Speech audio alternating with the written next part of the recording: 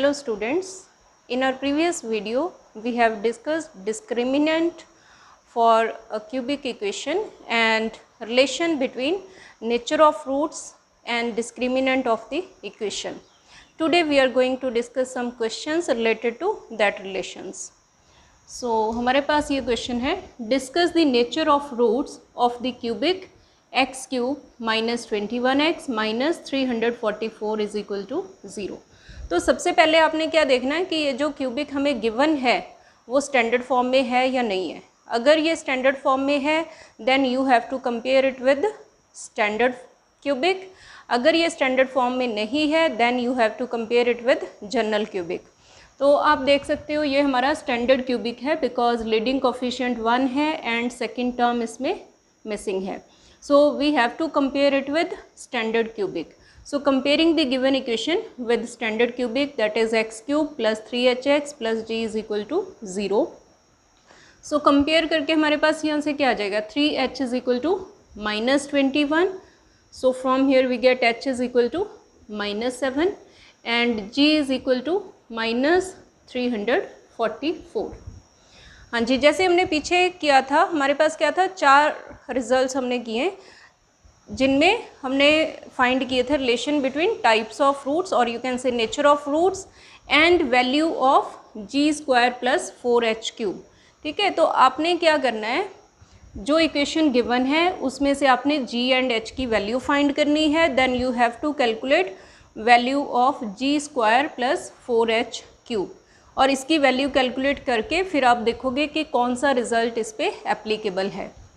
Now here g की value आपने put कर दी, h की वैल्यू पुट कर दी और इसे आप थोड़ा सा सिंप्लीफाई करोगे then it will be equal to 344 square minus 1372 and clearly you can see it is positive. ठीक है, पूरा सिंप्लीफाई करने की ज़रूरत नहीं है अगर आपको ऐसे ही आइडिया हो रहा है कि ये पॉजिटिव है या नेगेटिव है.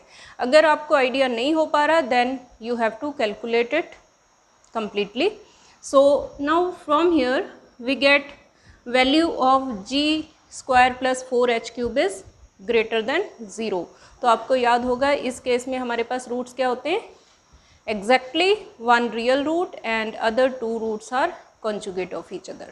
So in this case given equation has exactly 1 real root and other 2 roots are conjugate of each other. हाँ जी, अब सपोज हमारे पास क्वेश्चन है, discuss the nature of roots of the cubic x cube minus 3x square minus 10x plus 24 is equal to 0. Now you can see given cubic is now not in the standard form. So ये standard cubic नहीं है. It means अब हमें इस cubic equation को compare करना है with general cubic. So now comparing given equation with general cubic which is a0 x cube plus 3a1 x square plus 3a2x plus a3 is equal to 0. And now comparing coefficients you will get a0 is equal to 1, a1 is equal to minus 3 so that a1 is minus 1 and 3a2 is equal to minus 10 so a2 is minus 10 by 3 and a3 is equal to 24. And फिर आपको पता है actually जब हम general cubic को standard cubic में convert करते हैं तो हम कौन सी ट्रांसफॉर्मेशन यूज़ करते हैं, z is equal to a0x plus a1. ठीक है, ये ट्रांसफॉर्मेशन यूज़ करने के बाद जब हमारा स्टैंडर्ड क्यूबिक बनता है, स्टैंडर्ड क्यूबिक हमारा क्या होता है, z cube plus 3h z प्लस g is equal to 0 where h जो होता है उसकी वैल्यू क्या होती है, a0 a2 minus a1 square and g की वैल्यू हमारे पास होती है a0 square into a3 minus 3a0 a1 a2 plus 2a1 cube. ठीक है, ये जब हम ये प्रोसीजर करते हैं transformation of general cubic into standard cubic, उस ट्रांसफॉर्मेशन में आप वहाँ पे हम फाइंड करते हैं value of h and g. Actually वहाँ पे z का जो कोफिशिएंट आता है वो होता है 3 times a0 into a2 minus a1 square जिसे हम डिनोट कर देते हैं with h and constant term हमारी ये आती है उसे हम डिनोट कर देते हैं विद g. तो आपने फिर क्या करना है, using these values of ai's you have to calculate value of g and h, because हमें जो पीछे रिलेशंस पता हैं, जो हमने रिलेशंस पढ़े हैं, वो क्या हैं, relation between nature of roots and value of g square plus 4h cube. So we have to find value of g and h.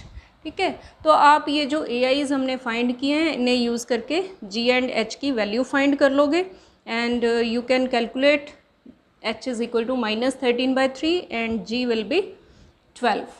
And now using these values of g and h, we find g square plus 4h cube and it is equal to g की value put कर दोगे आप 12, h की value minus 13/3 and इसे simplify करोगे then you will get it is equal to minus 4500 divided by 27 which is clearly negative. हाँ जी, फिर आपने पीछे पढ़ा था अगर G square plus 4h cube की वैल्यू लेस देन 0 हो, in that case nature of roots क्या होती है, all the roots are real and distinct. So given equation के जो सारे रूट्स हैं वो क्या होंगे, real and distinct. So all the roots of given equation are real and distinct in this case. ठीक है, और दूसरी बात, सपोज़ आपको ये याद नहीं रहता कि h एंड g की value in terms of AIs क्या थी, है ना, तो आप क्या करोगे, फिर आप गिवन क्यूबिक को पहले स्टैंडर्ड क्यूबिक में कन्वर्ट कर लो. वो तो आपको आता है. स्टैंडर्ड क्यूबिक में कन्वर्ट करने के लिए आपने क्या करना है, सेकंड टर्म को रिमूव करना है और लीडिंग कोफिशिएंट 1 बनाना है. लीडिंग कोफिशिएंट आपके पास ऑलरेडी 1 है, तो आप सेकंड टर्म को रिमूव कर दोगे by diminishing the roots of given equation with h, where h is sum of roots divided by number of roots. ठीक है, आफ्टर रिमूविंग सेकेंड टर्म आपके पास ये जो गिवन क्यूबिक इक्वेशन है वो कन्वर्ट हो जाएगी इन स्टैंडर्ड क्यूबिक. फिर स्टैंडर्ड क्यूबिक से आप वैल्यू फाइंड कर सकते हो g एंड h की, और उसके बाद आप again with same procedure you can find nature of roots of the given equation. हाँ जी, अब नेक्स्ट क्वेश्चन हमारे पास है, discuss the nature of roots of cubic x cube minus 27x plus 54 is equal to 0.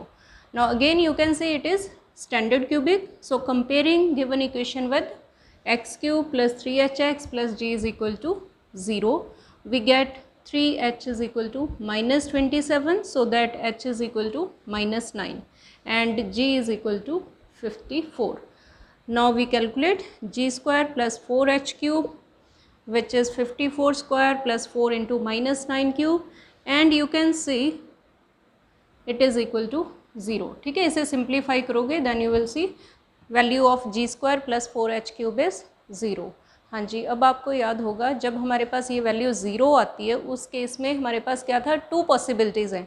फिर हम क्या करते थे, अगर ये वैल्यू 0 आ गई फिर हम g की वैल्यू चेक करते थे.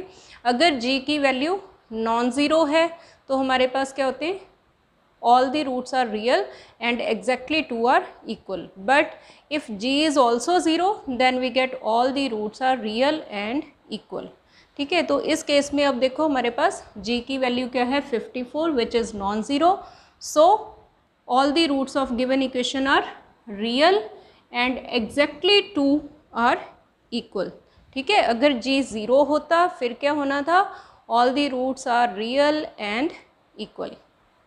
So it is all about discriminant of an equation and nature of roots of an equation depending upon the value of discriminant. So I hope you must have understood the method. So thanks for watching.